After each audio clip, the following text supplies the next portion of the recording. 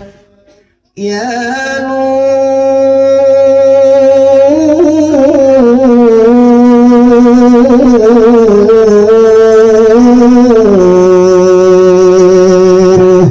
ya Nur, ya Nur, ya Sayyidi,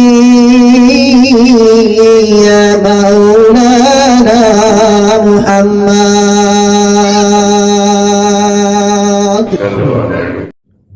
Assalamualaikum warahmatullahi wabarakatuh. Insyaallah barakallah barakah baginda Nabi Muhammad sallallahu alaihi wasallam. Pencerahan tentang inna lillahi wa inna ilaihi raji'un adalah bahwa kita yang berasal dari Allah akan kembali juga kepada Allah. Hal yang perlu kita fahami adalah mana yang berasal dari Allah dan akan kembali ke Allah. Semua kita yang diciptakan Allah Subhanahu wa taala, yang menjadi awal diciptakan Allah Subhanahu wa taala, yang menjadi hakiki tertinggi dalam ciptaan Allah Subhanahu wa taala, melalui keterangan dari berbagai macam kitab-kitab tasawuf, kitab-kitab karya laduni daripada murabbi kita, datuk-datuk kita. Di dalam kitab Kasful Ghaibiyah misalnya, sesungguhnya Allah menciptakan Adam Safiyullah berasal dari tanah tembikar yang diberi bentuk. Setelah diberi bentuk tanah tembikar itu, kemudian Allah tiupkan ruh ke dalam tanah tembikar itu. Ruh itulah Nur Muhammad. Nur Muhammad itulah Ruh Muhammad. Hanya beda nama, tetapi aslinya adalah satu. Nur Muhammad ditiupkan, ditempatkan pertama sekali dari semua anggota tubuh yang ada. Di datuk Adam, anggota tubuh yang pertama ditempatkan Nur Muhammad ada di otaknya. Selama 100 tahun lamanya, Nur Muhammad ini bertengger di otaknya Adam Safiyullah, datuk kita itu. Apa maksudnya? Agar datuk kita Adam Safiyullah bisa membaca tentang sifat-sifat Allah, tentang kuasa Allah, tentang kebesaran Allah. Kemudian Allah pindahkan lagi Nur Muhammad di otaknya menuju ke matanya. Pada saat Nur Muhammad masih berada di otaknya Datuk Adam Safiyullah, sesungguhnya indera yang lain belum hidup. Kemudian dipindahkan ke matanya, maka mata itu hidup, menyala, terbuka, bersinar. Dengan terbukanya matanya Adam Safiyullah, maka dia bisa melihat keadaan di sekitarnya. Ada malaikat di sekitarnya, ada pemandangan di sekitarnya, ada tulisan kalam la ilaha illallah Muhammadur Rasulullah di tiang aras. Berbagai macam kondisi-kondisi yang nyata di sekitarnya dilihat dengan mata, tetapi belum didengar dengan telinga, karena telinganya belum ditempati Nur Muhammad untuk bisa beraktivitas. Kemudian Allah pindahkan lagi Nur Muhammad ini dari kedua pandangan mata menuju ke kedua pendengaran telinga. Pindah lagi Nur Muhammad ini di telinganya Adam Safiyullah. Maka mendengarlah Adam Safiyullah. Lalu Nur Muhammad itu dipindahkan lagi ke hidungnya. Kemudian keluar Nur Muhammad itu dari hidungnya ke bumi. Maka bersinlah hidung itu. Tandanya bahwa ada terganjal bahan baku buatan Datuk Adam Safiyullah berupa tanah. Maka dalam syariat diajarkan kepada kita, apabila kita bersin, Datuk Adam dan turunannya kalau bersin ucapkannya arhamkullah. Sedangkan kalau perempuan dijawab arhamkillah. Insyaallah kemudian Nur Muhammad ini dipindahkan lagi ke jantung hatinya. Lalu Nur Muhammad ini menetap di jantung hati, kemudian berdegup jantung itu. Hiduplah jantung itu. dipindahkan turun lagi Nur Muhammad ini ke perut, maka hiduplah perut itu. Sehingga kita ini jangan heran kalau rasa lapar itu karena gerakan rasa. Rasa lapar karena ada Nur Muhammad membuat kita lapar. Lalu Nur Muhammad dipindahkan lagi ke permisi minta maaf di rahasia kemaluan kita. Maka berdirinya kemaluan kita, hidupnya kemaluan kita karena Nur Muhammad. Kemudian di betis kaki kita pindah sampai terakhir di tumit kaki kita. Kalau perempuan mentoknya hanya sampai di betis kaki mereka. Nah, kemudian naik kembali lagi ke atas.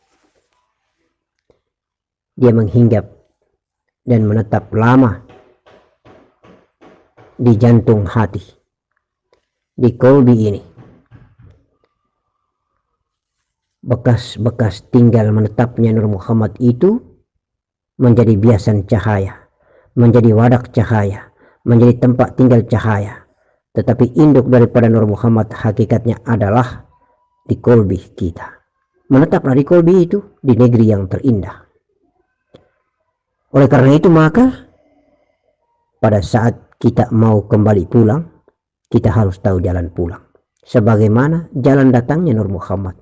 Mulai dari otak, kemudian ke mata, kemudian telinga, kemudian hidung, turun ke jantung, turun ke perut, kemaluan, kemudian turun ke betis dan tumit kaki. Maka pada setiap hamba Allah yang mau menuju jalan pulang, sakaratul maut, awalnya adalah dia berangkat dari ujung kaki, tumit, naik ke atas betis, kemudian naik minta maaf permisi ke kemaluan. Mulai terasa dingin dan mati dari di bawah tumit, betis, kemudian ke kemaluan, kemudian ke perut, mulai terasa dingin sampai ke jantung hati. Maka di perut, kemudian kemaluan, kemudian betis, kemudian tumit sudah mulai dingin, beku, mati total. Karena itulah area bumi, maka bumi harus mati duluan. Karena itu adalah area dunia, maka dunia harus mati duluan. Tetapi yang di atas, di negeri rasa, di negeri hati al-ghadibun, masih hidup. Sehingga ketika orang melepas sakratul maut, sudah dingin di bagian bawahnya, di atasnya masih hidup. Nafasnya masih keluar, masuk, keluar, masuk, keluar, masuk. Degup dadanya masih kembang, kempis, kembang, kempis. Lalu perlahan-lahan Nur Muhammad dari jantung hati itu naik menuju ke aras Allah Subhanahu wa Ta'ala di bagian dada. Kemudian terjadilah pertemuan itu di Baitul Kursi, di sekitar tenggorokan manusia ini. Terjadilah dialog di situ untuk menentukan keputusan sakaratul maut, menuju ke zat Allah, menuju ke nurul izzati, menuju ke nur Allah Subhanahu wa Ta'ala. Sampai di telinga, kemudian sampai di mata, kemudian dia pindah dan duduk menempati kembali ke otaknya. Lama ayahandaku dia tinggal di otak. Maka manusia ini tatkala sakaratul maut ataupun jelang meninggalkan dunia, insya Allah telinganya ditiup sudah tidak sadar lagi, matanya sudah hanya menatap, dan alhamdulillah kalau mata itu tertutup. Tetapi ingat baik-baik semua memori dan kenangan indah mulai dari kecil sampai dengan sekarang jam detik ini untuk mau berangkat meninggalkan dunia masih terbayang di otak, masih terbayang di akal pikiran, karena di dahi itu adalah merupakan miral hayati, cermin gaibiah. Allah sengaja mempertontonkan kehidupan itu.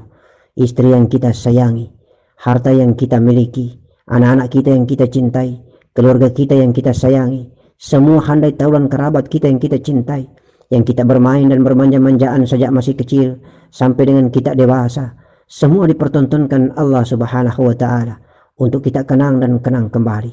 Kemudian ubun-ubun ini mulai berdegup kencang, berbunyi, lalu Tak lama kita sudah tenggelam di alam zatnya, hampa, kita tiada, Allah yang ada.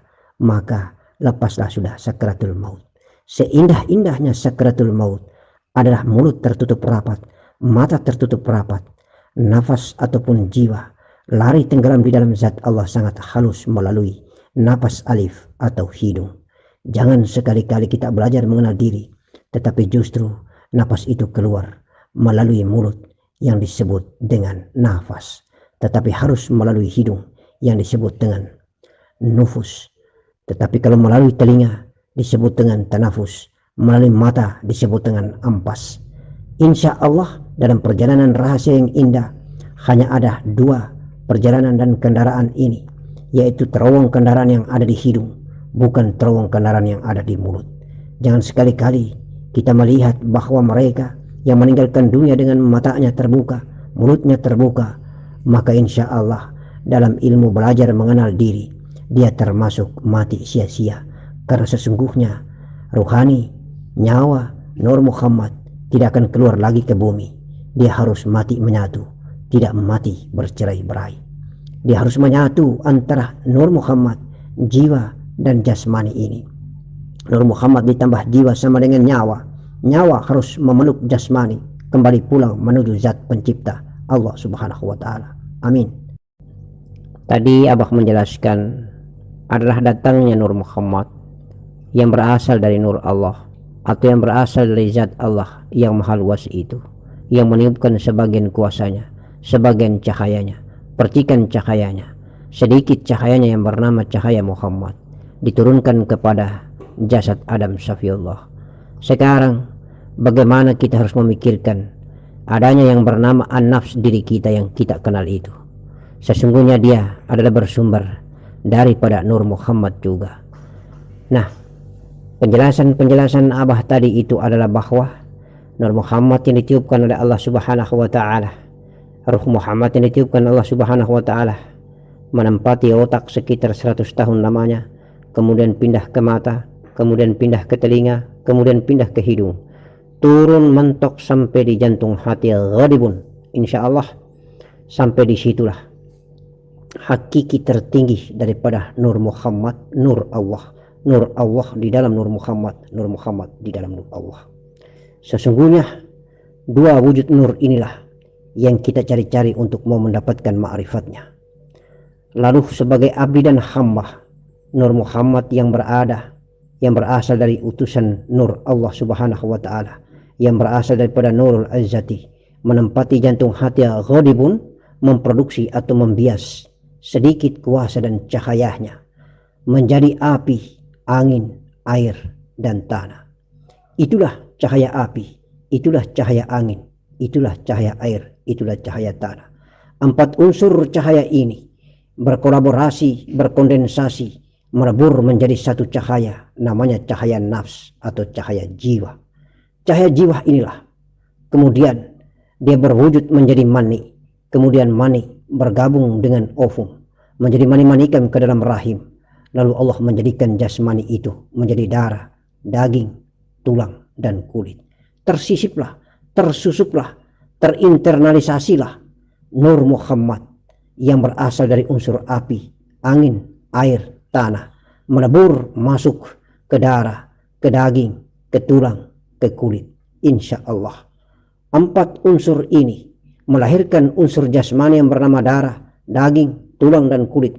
Jasad atau jasmani manusia ini pun harus kembali ke asalnya, harus dia kembali ke asalnya, karena sesungguhnya yang daging asalnya berasal dari tulang harus kembali menjadi tulang, yang tulang berasal kembali menjadi darah, kemudian darah kembali dia harus hilang lenyap, kembali menyatu dia dengan unsur gaibnya jiwa, yaitu api, angin, air, dan tanah.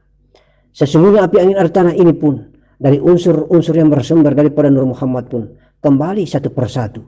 Inna lillahi wa inna ilaihi raji'un. Dari mana mereka berasal, mereka pun harus pulang ke asalnya. Sesungguhnya tanah berasal dari air, dia harus kembali lebur dan fana menjadi air. Air yang berasal dari angin, dia harus fana dan lebur menjadi angin. Angin berasal daripada api, dia harus lebur dan fana menjadi api. kemudian api berasal dari Nur Muhammad, dia harus fana dan lebur menjadi Nur Muhammad. Itulah perjalanan kita belajar dalam ilmu, belajar mengenal diri. Sesungguhnya nafas adalah merupakan kendaraan, jiwa yang merupakan kendaraan. Profil jiwa yang terdiri dari unsur api, angin, air, tanah ini harus fana dan lebur, tenggelam di dalam negeri asalnya yang bernama Nur Muhammad. Di dalam Nur Muhammad itulah mereka sudah tiada, yang ada hanyalah Nur Muhammad.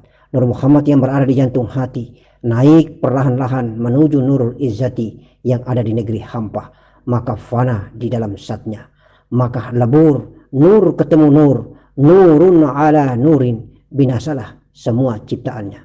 Yang ada cuma Allahu ya Ahad, Allah yang satu, Nurul Izzati yang tidak mampu diserupai oleh apapun jua. Dialah lam yalid walam yulad walam yakul lahu kufuwan ahad. Dialah laisa kamitslihi syai'un. Dialah muhallafatul lil hawadis. Dialah qiyamuhu binafsihi. Dia berdiri sendiri. Dia tunggal, dia esa. Itulah Allah Azza wa Jalla. Ayahandaku tentang inna lillah wa inna ilaihi roji'un adalah merupakan dua kata yang menjadi intisari dan induk dalam kalimat datang dan pulang ke Allah, yaitu lillah dan ilahi. Ilaihi dan lillah. Lillah adalah merupakan lam ha terlepas daripada alif. Lillah, lam awal adalah merupakan simbol daripada sifat Allah atau Nur Muhammad. Sedangkan lam yang kedua adalah simbol daripada asmanya Allah Subhanahu wa Ta'ala, dan ha adalah merupakan af'al, perbuatan kita. Oleh karena itu, maka yang bernama ilahi, ilaihi, insya Allah terdiri daripada alif, kemudian lam awal, dan ha af'al, perbuatan. Hal dua kata yang sangat unik ini harus dikaji dan harus dibedah sehingga kita bisa tahu bahwa mana yang harus kembali. Ilaihi harus kembali menuju kepada alif, lam ha.